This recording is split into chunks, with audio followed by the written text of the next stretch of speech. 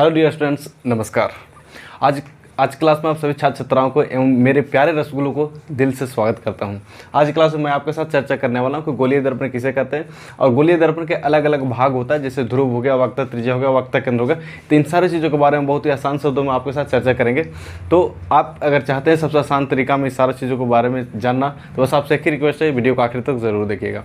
आइए चलिए स्टार्ट करते हैं। पहला जो है गोलीय दर्पण, जिसको हम कहते हैं इंग्लिश में स्फेरिकल मिरर। गोलीय दर्पण किसको कहते हैं? तो वैसा दर्पण जिसका परावर्तक सतह किसी खोखले गोले का भाग होता है, उसे हम गोलीय दर्पण कहते हैं। परावर्तक सतह जिससे प्रकाश टकराता है और टकराने के बाद अपने ही माध्यम में वापस लौट जाता है, उस सतह को परावर्तक सतह कहते हैं। ठीक है, तो गोलीय दर्पण उसको कहते हैं, ठीक है, जिसका परावर्तक सतह एक खोखले गोले का भाग होता है। ठीक है, उसको गोलीय दर्पण कहते हैं। अब गोलीय दर्पण यहाँ देखिए, इसका परावर्तक सतह एक खोखले गोला का भाग होता है। अब गोलीय दर्पण दो तरह का हो जाता है। जैसे हम आपको बताए थे कि दर्पण, आपको हमेशा बोलना है कि दर्पण कितने तरह का होता है, दो, एक समतल दर्पण, एक गोलीय दर्पण। तो समतल दर्पण के बारे में हम बता दिए कि समतल दर्पण किसे कहते हैं, उसका कहाँ कहाँ उपयोग होता है, और उन सारी चीज़ों के बारे में चर्चा कर दी। अगर आप अभी तक वीडियो नहीं देखें तो डिस्क्रिप्शन बॉक्स में उसका लिंक मिल जाएगा, वहाँ से आप देख सकते हैं।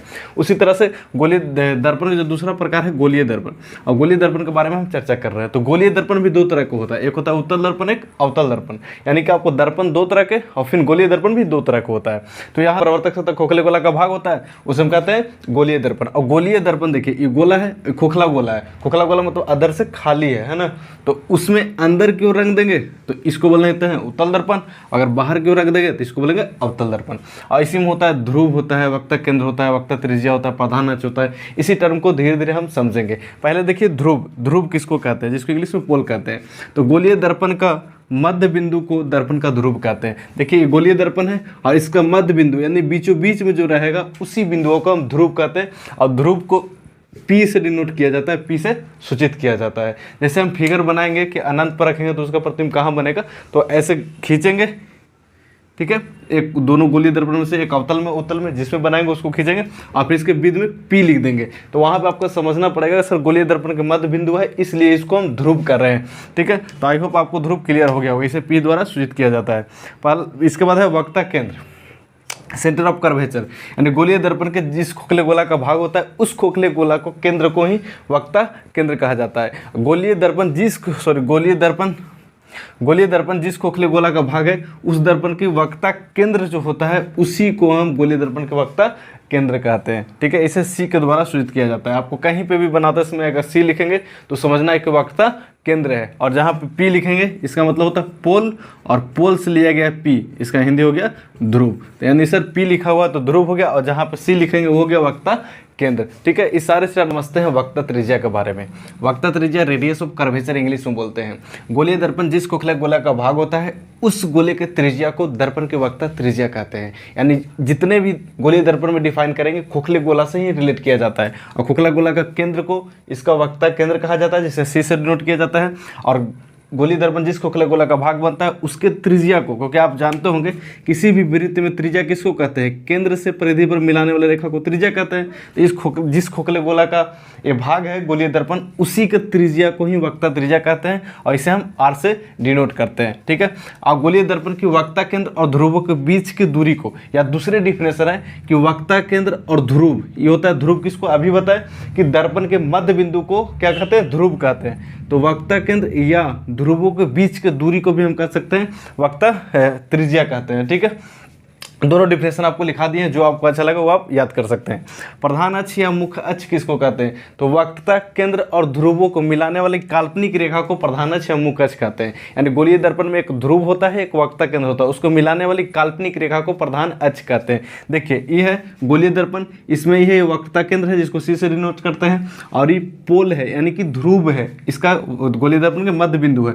इसको मिलाने वाले काल्पनिक रेखा को हमेशा टूटी हुई रेखाओं से प्रदर्शित किया जाता है। तो टूटी रेखा ये जो है पूरा के पूरा क्या है, प्रधान अक्ष या मुख्य अक्ष है। ये आपको हो गया पूरा प्रधान अक्ष, या इसी को आपको मुख्य अक्ष भी कहा जाता है। ठीक है, समझते हैं फोकस और फोकस दूरी के बारे में।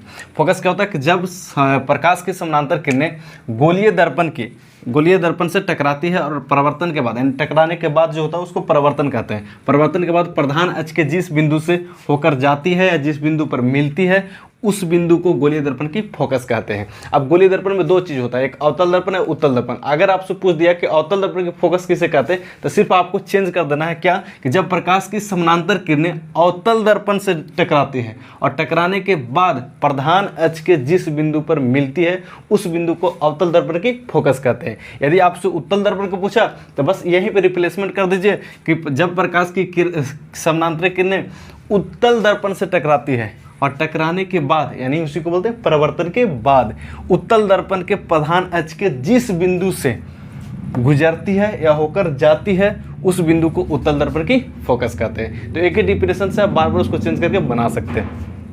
बड़ा एफ, ये कैपिटल एफ है, इसको बड़ा एफ द्वारा सूचित किया जाता है। यहाँ पे देखिए हम अवतल दर्पण लिए हैं, अवतल दर्पण में समानांतर किरणें, देखिए समानांतर किरणें जा रहा है और परावर्तन के बाद, इसका मतलब है इधर से इधर किरण जा रहा है और यहाँ से टकराया और टकराने के बाद परावर्तन हुआ, परावर्तन होने के बाद जिस बिंदु पर मिला, ये क्या है, प्रधान अक्ष है। अभी आपको बताएं कि इसको बोलते हैं प्रधान अक्ष, तो जिस प्रधान अक्ष के जिस बिंदु पर मिलता है उसी को हम फोकस कहते हैं। ठीक है, अब इसको क्या बोलते हैं, ध्रुव, पी से ध्रुव को, और ये हो गया आपको प्रधान अक्ष, और प्रधान अक्ष के यहाँ पे मिला तो इसको फोकस कर दिए। इसी तरह उत्तल दर्पण में भी आप देख सकते हैं, उत्तल दर्पण में एक समानांतर किरण गया और टकराने के बाद वापस ही चल गया, ये क्या हो गया, ऐसे लौट गया, वापस हो गया, लेकिन प्रधान अक्ष के जिस बिंदु पर मिला उसी को हम कहते हैं उत्तल दर्पण की फोकस कहते हैं। ठीक है, आइए समझते हैं फोकस दूरी के बारे में। गोलीय दर्पण के ध्रुव और फोकस के बीच की दूरी को फोकस दूरी कहते हैं। ध्रुव कौन होता है, तो गोलीय दर्पण के मध्य बिंदु को ध्रुव कहते हैं। ये गोलीय दर्पण है, गोलीय दर्पण में अवतल दर्पण है तो इसका मध्य बिंदु को ध्रुव कहते हैं। और फोकस अभी समझ लिए, समानांतर जाएगा, टकराने के बाद प्रधान अक्ष के जिस बिंदु पर मिलता है उसको हम फोकस कहते हैं। तो ध्रुव और फोकस के बीच की दूरी को फोकस दूरी कहते हैं। और फोकस दूरी को कैपिटल एफ नहीं स्मॉल एफ से सूचित किया जाता है। कैपिटल एफ से फोकस को और स्मॉल एफ से फोकस दूरी को सूचित किया जाता है। इसी तरह आप इसमें भी देख सकते हैं, ध्रुव और फोकस के बीच की दूरी को फोकस दूरी कहते हैं। आई होप आपको गोलीय दर्पण और गोलीय दर्पण के संबंधित जितनी भी परिभाषा था आपको समझ में आया होगा। आशा करते हैं कि अगर यहाँ तक आए हैं तो वीडियो जरूर अच्छा लग रहा हो तो लाइक करके उत्साह बढ़ाइए। चैनल पर पहली बार है तो चैनल को सब्सक्राइब जरूर कर लीजिएगा। मिलते हैं आपसे नेक्स्ट क्लास में।